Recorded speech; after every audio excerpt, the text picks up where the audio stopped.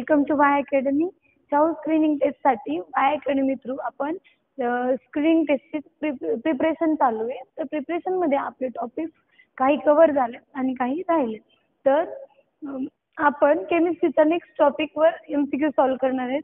जसं की टॉपिकचं नाव आहे substances in common use. Substances in common use हा एक 9th स्टँडर्डचा टॉपिक आहे स्टेट बोर्डचा. तर सबस्टन्सेस इन कॉमन यूज हा टॉपिक एक्सटेन्शन आहे ॲसिड बेसिस आणि सॉल्टचं. आणि यामध्ये अल्फा बीटा गॅमा रेज किंवा रेडिओ ॲक्टिव्हिटी ह्या दोन चॅप्टर्सचं कॉम्बिनेशन आहे. स्टार्टिंग पोर्शनमध्ये आपण important acid in daily life बघणार आहेत, sorry important salt in everyday life. आणि त्यानंतर आपण बघणार आहेत की रेडिओ ॲक्टिव्हिटीमध्ये काही क्वेश्चन्स. तर आपण बघू शकतो की सबस्टन्सेस इन कॉमन यूज या टॉपिकवरचे क्वेश्चन्स जे आहेत ते मोस्टली थेरोटिकल बेस आहेत, फॉर्म्युला बेस्ड क्वेश्चन्स आहेत. तर आपण क्वेश्चनची प्रॅक्टिस करायला स्टार्ट करूया. तर बघा, हा आपला नेक्स्ट टॉपिक आहे. हां, तर बघा, first question is about the number of molecules of water of crystallization in washing soda is. The number of molecules. तर वॉटर ऑफ क्रिस्टलायझेशन आणि वॉशिंग सोडा. आता बघा, वॉटर ऑफ क्रिस्टलायझेशन म्हणजे काय? तर बघा, कधी पण आपला वॉशिंग सोडा मध्ये आपण वॉटर ऑफ क्रिस्टलायझेशन कॅल्क्युलेट करतो. तर वॉटर ऑफ क्रिस्टलायझेशन म्हणजे number of water molecules required for any salt to be crystalline. म्हणजे काय, आपण आपल्या सॉल्टमध्ये किती number of water molecules add केल्यानंतर तो क्रिस्टलाइन सॉल्ट होईल. तर हे जे असतं त्याला म्हणायचं वॉटर ऑफ क्रिस्टलायझेशन. आणि हे वॉटर ऑफ क्रिस्टलायझेशन आपण पर फॉर्म्युला माससाठी किंवा पर फॉर्म्युला युनिटसाठी काढत असतो.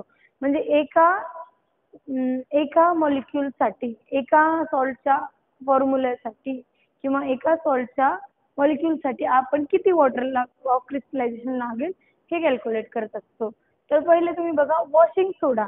वॉशिंग सोडा म्हणजे काय? तर washing soda is chemically sodium carbonate Na2CO3. तर सोडियम कार्बोनेट म्हणजे वॉशिंग सोडा असतो जो आपल्या डिटर्जंटमध्ये भेटतो. तर वॉशिंग सोडा जो असतो त्याचा फॉर्म्युला आहे सोडियम कार्बोनेट. जर ह्याला क्रिस्टलाइन फॉर्ममध्ये आपण कन्वर्ट करायचं म्हटलं तर आपल्याला वॉटर ऑफ क्रिस्टलायझेशन लागतं. म्हणजे .XH2. म्हणजे एक्स म्हणजे किती वॉटर मॉलिक्यूल्स लागतील. तर in the case of washing soda we require 10 water molecules. These 10 H2O are nothing but water of crystallization. जे की क्वेश्चन मध्ये मेन्शन केलेलं आहे. Water of crystallization. Water of crystallization मध्ये आपण बघू शकतो की इथं 10 आले. तर वेगवेगळ्या सॉल्टसाठी वेगवेगळं वॉटर ऑफ क्रिस्टलायझेशन असतं. म्हणजे काय आहे की समजा आपण सोडियम कार्बोनेट घेतले. सोडियम कार्बोनेटसाठी वॉटर ऑफ क्रिस्टलायझेशन 10 आहे. दॅट डझंट मीन की दुसरे जे काही सॉल्ट आहेत त्यासाठी पण वॉटर ऑफ क्रिस्टलायझेशन 10च असेल. In some cases it may be 7, in some cases it may be 10, in some cases it may be 24. आता बघा, डबल सॉल्टच्या केसेसमध्ये वेगळे वेगळे number of water molecules required for crystallization. तर वॉशिंग सोडाच्या केसमध्ये तुम्हाला माहिती पाहिजे की 10 वॉटर मॉलिक्यूल्स रिक्वायर्ड असतात. त्यामुळं option number D is our correct option. So option number D is our correct option. तर आपण बघू शकतो की अशा टाईपचे क्वेश्चन एकदम थेरोटिकल क्वेश्चन आहे. यामध्ये काहीच कॅल्क्युलेशन नाही आहे. यामध्ये फक्त तुमचे रिमेंबरिंग पॉवर आणि तुम्हाला किती फॉर्म्युला आणि त्याचे common name. Washing soda is common name for sodium carbonate. तर let's move to the next question. हां, तर वॉशिंग सोडा नंतर नेक्स्ट क्वेश्चन आपला आहे बेकिंग सोडाचा. बेकिंग सोडा म्हणजे आपण डेली लाईफमध्ये आपल्या किचनमध्ये यूज करत असतो तो बेकिंग सोडा. बेकिंग सोडाचा जनरल फॉर्म्युला माहिती असायला पाहिजे की बेकिंग सोडाला आपण केमिकली सोडियम बायकार्बोनेट म्हणतो. ज्याचा मॉलिक्युलर फॉर्म्युला असतो सोडियम बायकार्बोनेट म्हणजे सोडियम कॅटायन आहे. याचा आपण एक बघू डिटेलिंग मध्ये की सोडियम हा कॅटायन आहे आणि बायकार्बोनेट हा anion आहे. तर ह्या दोघांच्या ऍडिशन मधून मिळालेली जी सॉल्ट आहे त्याला आपण सोडियम बायकार्बोनेट म्हणतो, ज्याचं जनरल नेम आपण बेकिंग सोडा म्हणतो. बेकिंग सोडा आपल्या किचन मध्ये यूज करत असतो आपण जर सबस्टन्सेस किंवा आपल्याला जर एखादा पदार्थ फ्लफी बनवायचा असेल तर आपण फॉर एक्झाम्पल ढोकळा किंवा आपण जर एखाद्या सबस्टन्सेस ढोकळ्यामध्ये कसं त्याची जाळी पडते तर ती बेकिंग पावडर मुळे असते. तर सोडियम बायकार्बोनेट हा त्याचा फॉर्म्युला आहे. तर सोडियम बायकार्बोनेटची आपण जेव्हा किचन मध्ये यूज करत असतो बेकिंग सोडा टाकला तर त्यामधून रिॲक्शन होऊन कार्बन डायऑक्साईड गॅस जो बाहेर पडतो त्यामुळं आपल्या फूड मटेरियलला स्पंजी नेचर येतं. स्पंजी किंवा केक बनवताना पण आपण टाकू शकतो स्पंजी नेचर येतं due to release of CO2 from baking powder. तर बेकिंग पावडर म्हणजे सोडियम बायकार्बोनेट.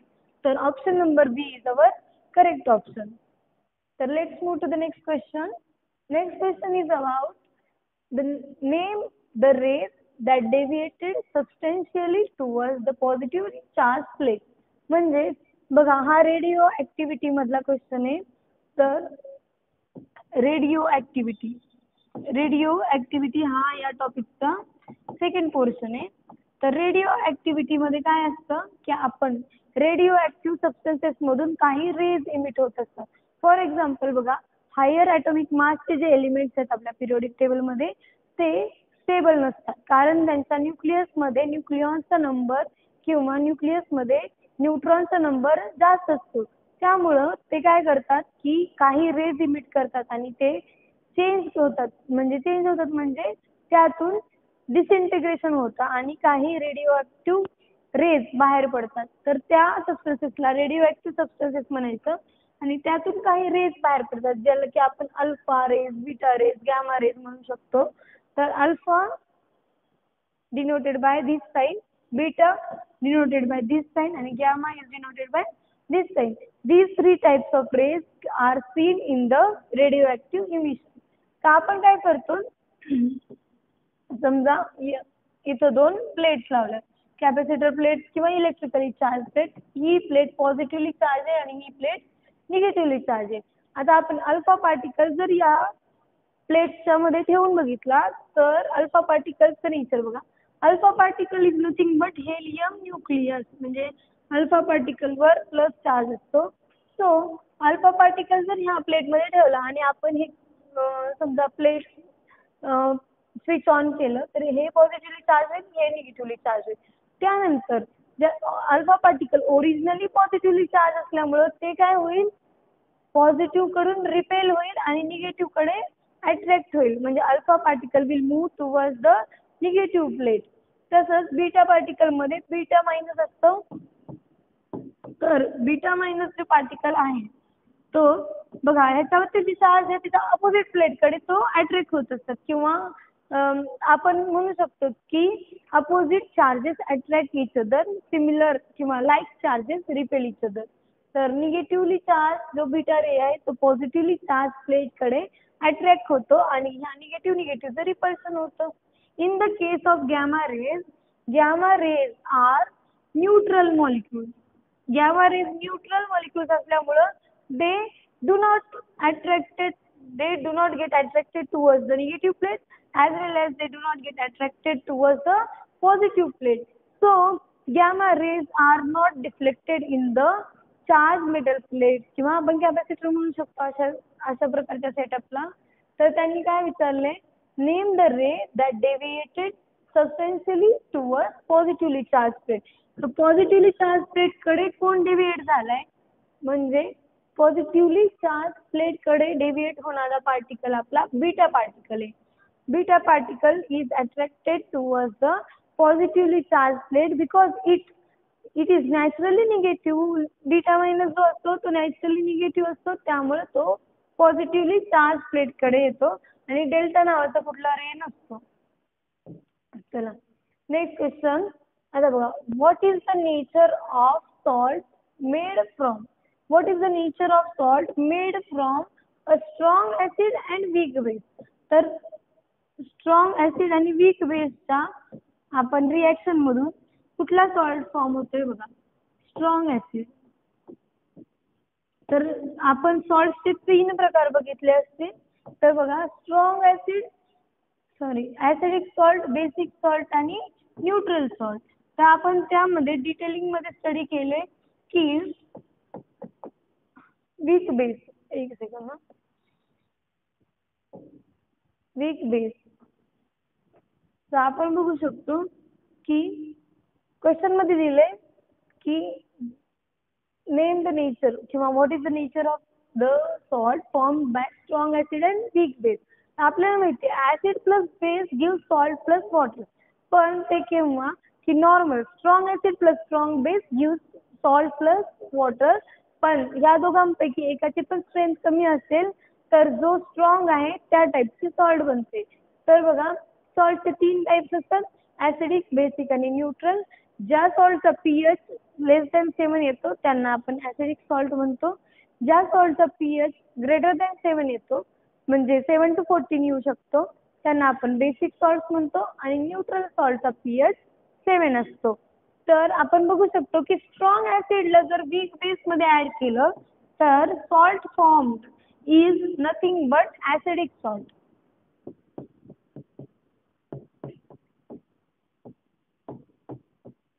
तर स्ट्रॉंग जे आहे त्या टाईपचे सॉल्ट बनते. म्हणजे स्ट्रॉंग ऍसिड आणि वीक बेस जेव्हा आपण ऍड करतो तेव्हा ऍसिडिक सॉल्ट बनते. तर ती ऍसिडिक सॉल्ट बनण्याचं मागचं रिझन काय आहे, तर आपण बघू शकतो की वीक बेसचं 100% डिसोसिएशन होत नाही आणि स्ट्रॉंग बेसचं 100% डिसोसिएशन होतं. तर आपला जो सोल्युशन आहे त्यामध्ये वीक बेस जितका डिसोसिएट झालाय तितकाच आपला ऍसिड त्याच्यासोबत रिॲक्ट होतो. उरलेला जो ऍसिडचे H+ आयन्स आहेत ते सोल्युशन मध्ये जशाच तसे राहतात. त्यामुळे त्या सोल्युशनचा पीएच ऍसिडिक येतो. त्यामुळे आपण त्याला ऍसिडिक सॉल्ट म्हणायचं.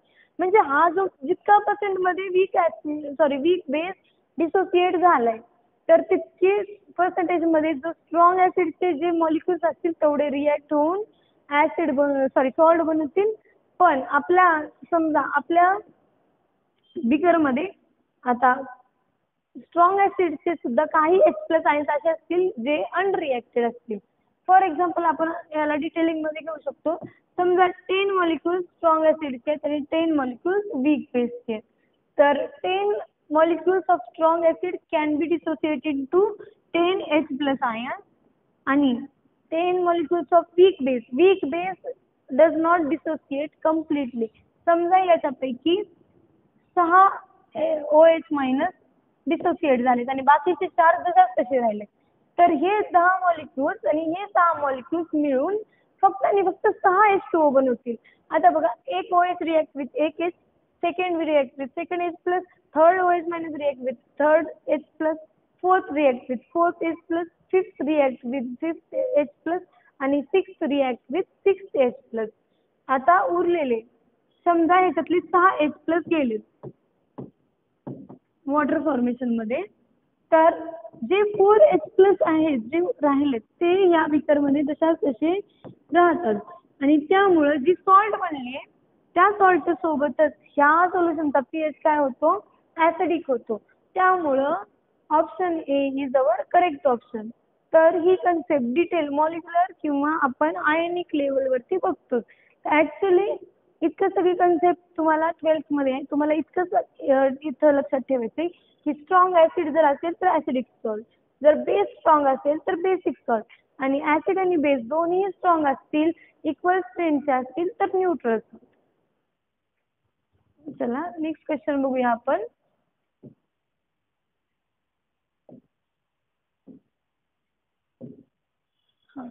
Table salt have pH value of. Table salt, तर बघा, table salt is a general name. Table salt is general name of our NaCl. म्हणजे जे मीठ असतं आपण डेली लाईफ मध्ये यूज करतो त्याला आपण टेबल सॉल्ट म्हणतो. तर NaCl is a salt made from strong base म्हणजे NaOH plus strong acid HCl which give us NaCl plus water. तर बघा जेव्हा स्ट्रॉंग बेस असतो आणि स्ट्रॉंग ऍसिड असतं तर ह्या दोघांच्या कॉम्बिनेशन मधून जी सॉल्ट मिळते आपल्याला, strong acid plus strong base यांच्या कॉम्बिनेशन मधून जी सॉल्ट मिळते त्याला आपण न्यूट्रल सॉल्ट म्हणतो. आणि न्यूट्रल सॉल्ट, जर सॉल्ट न्यूट्रल असेल तर त्याचा पीएच असतो 7. तर न्यूट्रल सोल्युशनचा पीएच 7 असतो. त्यामुळं आपण हे लक्षात ठेवू शकतो, घेऊ शकतो की टेबल सॉल्टचा पीएच व्हॅल्यू टेबल सॉल्टचा पीएच असतो 7. तर जर पीएच 7 असेल तर आपला युनिव्हर्सल इंडिकेटरचं सोल्युशन, समजा आपण युनिव्हर्सल इंडिकेटर सोल्युशन टाकले आणि त्यामध्ये किंवा पीएच पेपर आपण डिप केले तर त्या पीएच पेपरचा कलर जर ग्रीन झाला तर आपण समजू शकतो की पीएच 7 आहे. याची ऍक्च्युअली प्रॅक्टिकलमध्ये टेस्ट घेताना आपण काय करतो, NaClचं सोल्युशन म्हणतो वॉटर सोबत आणि त्या सोल्युशनमध्ये पीएच पेपर डिप करून बघतो, त्याचा कलर जो येईल तो कलर आपण पीएच व्हॅल्यूशी मॅच करून बघतो. म्हणजे आपले पीएच स्केल असते ज्यामध्ये वेगवेगळ्या कलरसाठी वेगवेगळे व्हॅल्यूज असतात. तर NaClच्या सोल्युशनमध्ये जर पीएच पेपर डिप करून बघितला तर त्याची व्हॅल्यू 7 येते. पण थेरोटिकल बेसवरती आपण हे सांगू शकतो की स्ट्रॉंग ऍसिड आणि स्ट्रॉंग बेसनी बनलेली सॉल्ट जी असते ती न्यूट्रल सॉल्ट असते. Let's move to next question. It has strong odour of chlorine gas. तर बघा त्यांना असं विचारायचे की which of the following has strong odour of chlorine gas.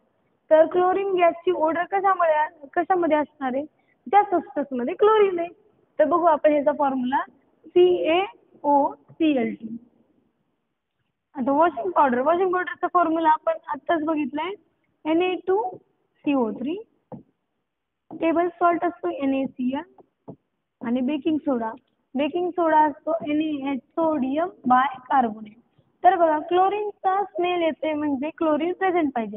यामध्ये क्लोरीन नाही म्हणजे हे ऑप्शन पट्टे, यामध्ये पण क्लोरीन नाहीये त्यामुळे हे पण ऑप्शन रॉंग आहे. आता राहिले आपल्याकडे NaCl आणि CaOCl2. तर स्ट्रॉंग स्मेल क्लोरीनचा जर आपल्याला हवा असेल तर आपण काय बघू शकतो की ज्या कंपाऊंडचं, ज्या सॉल्टचं डिसोसिएशन झाल्यानंतर क्लोरीन बाहेर पडेल किंवा ज्या सॉल्टला आपण ॲटमॉस्फिअरच्या कॉन्टॅक्टमध्ये ठेवल्यानंतर क्लोरीन रिलीज होईल गॅस, त्या सॉल्टला आपण म्हणू शकतो की हॅज ओडर लाईक क्लोरीन. मीठ बघितले, आता मीठ आपण नॉर्मली जनरली किचनमध्ये यूज करतो तर मिठाचा स्मेल क्लोरीन सारखा येत नाही because it is a stable element and it does not react with air. It will dissociate in water, पण वॉटर मध्ये डिसोसिएट झाल्यानंतर क्लोरीन गॅस इव्हॉल्व होत नाही. कॅल्शियम ऑक्सीक्लोराईड ज्याला ब्लिचिंग पावडर म्हणतो, कॅल्शियम ऑक्सीक्लोराईड.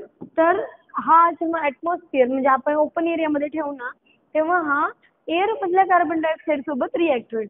एअर मधल्या कार्बन डायऑक्साईड सोबत रिॲक्ट झाल्यानंतर कॅल्शियम कार्बोनेट बनेल आणि आपल्याला क्लोरीन गॅस रिलीज झालेला दिसेल.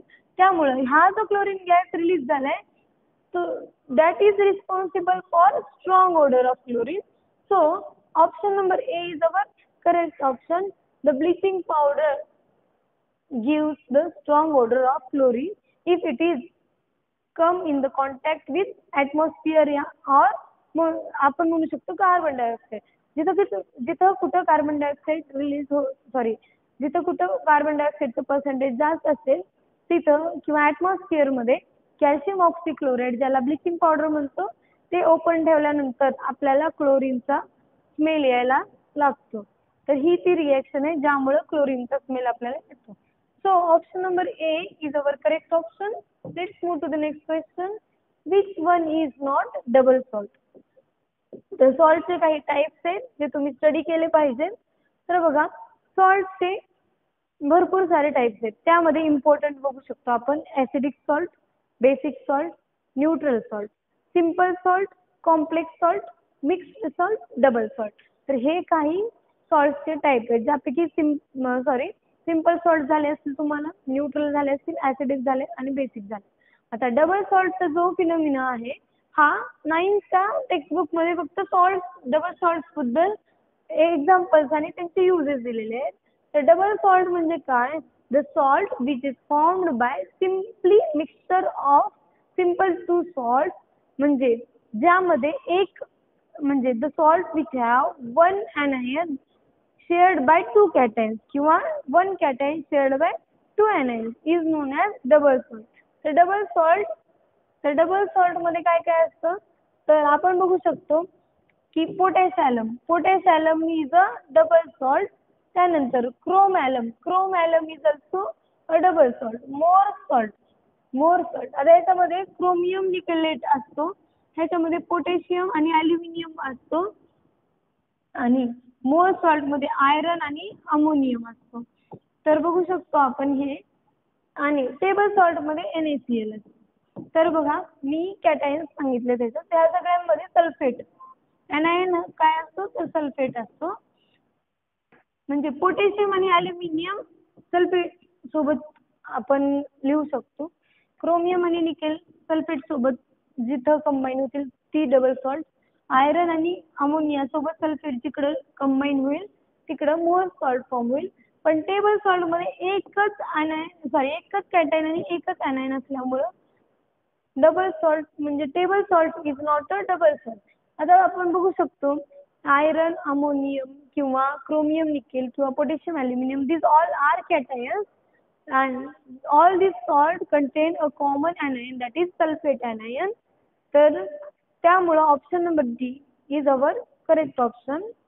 तर अशा प्रकारे तुम्हाला डबल सॉल्ट बद्दल पण इन्फॉर्मेशन लागेल. तर हे सगळे त्याचे जनरल नेम आहे, पोटॅशियम, क्रोम ॲल्युम आणि मोर सॉल्ट. तर ह्या सगळे जे डबल सॉल्ट असतात त्यांचं जे नेचर असतं ते क्रिस्टलाइन असतं. ते क्रिस्टल लॅटिसमध्ये त्यांचं स्ट्रक्चर असतं ज्यामध्ये वॉटर ऑफ क्रिस्टलायझेशन प्रेझेंट असतं. तर ह्या सगळ्या सॉल्टमध्ये डिफरंट टाइप्स ऑफ वॉटर असतात. समजा पोटॅशियम मध्ये वेगळं अमाऊंट ऑफ वॉटर असतं. तर बघा फॉर्म्युला ऑफ जिप्समचा फॉर्म्युला विचारला इथं. तर आपण बघू शकतो की gypsum is a rock salt किंवा आपण एक मिनरल आहे म्हणू शकतो. तर जिप्सम जे आहे तर त्याचा फॉर्म्युला काय असतो तर बघा जिप्सम म्हणजे आपण प्लास्टर ऑफ पॅरिस पासून पण जिप्सम बनवू शकतो. प्लास्टर ऑफ पॅरिसचा फॉर्म्युला असतो CaSO4.12H2O. जर याच्यामध्ये आपण 3/2H2O ऍड केले तर आपल्याला जिप्सम सॉल्ट मिळते. CaSO4.2H2O is a direct reaction gypsum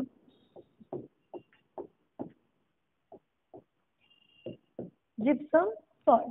तर जिप्सम सॉल्ट जे असते तर आपण बघू शकतो की प्लास्टर ऑफ पॅरिस म्हणजे जे POP असतं त्यापासून पण जिप्सम सॉल्ट बनवू शकतो किंवा ह्याची रिव्हर्स रिएक्शन पण होऊ शकतो. मोस्टली प्लास्टर ऑफ पॅरिस बनवतात जिप्सम पासून. म्हणजे जर जिप्समच्या मॉलिक्यूलला आपण हीट केलं तर ही रिव्हर्स रिएक्शन सुद्धा पॉसिबल आहे ज्यापासून प्लास्टर ऑफ पॅरिस मिळू शकतं आपल्याला. तर यामध्ये कॉपर नसतो, वॉटर मॉलिक्यूल्स 2 असतात. So option number A is our correct option. जिप्समचा फॉर्म्युला कॅल्शियम सल्फेट .2H2O किंवा कॅल्शियम सल्फेट डायहायड्रेट असं म्हणतात याला. 2 वॉटर मॉलिक्यूल असल्यामुळे डायहायड्रेट म्हणायचं. तर option number A is our correct option. Let's move to the next question. आता हा क्वेश्चन ऍसिड बेसिस सॉल्ट मध्ये पण आलेला होता आपल्याला. तर हा क्वेश्चन आपण परत बघूया की अ सोल्युशन ऑफ NaCl. NaClचं जर सोल्युशन असेल आत्ताच बघितलं आपण NaCl is formed by the mixture of NaCl is formed by mixture of NaOH that is strong base plus HCl that is strong acid. So it is a neutral salt. Neutral salt असेल तर त्याचा pH 7 असतो. Strong acid आणि strong बेसच्या combination मधून बनलेली जी salt असते त्याला आपण न्यूट्रल सॉल्ट म्हणतो. ज्याचा न्यूट्रल आहे म्हणून ज्याचा pH 7 असतो. pH जर 7 असेल तर त्याचा pH स्केल वरती कलर असतो ग्रीन. इतकी सगळी इन्फॉर्मेशन न्यूट्रल सॉल्ट बद्दल आहे.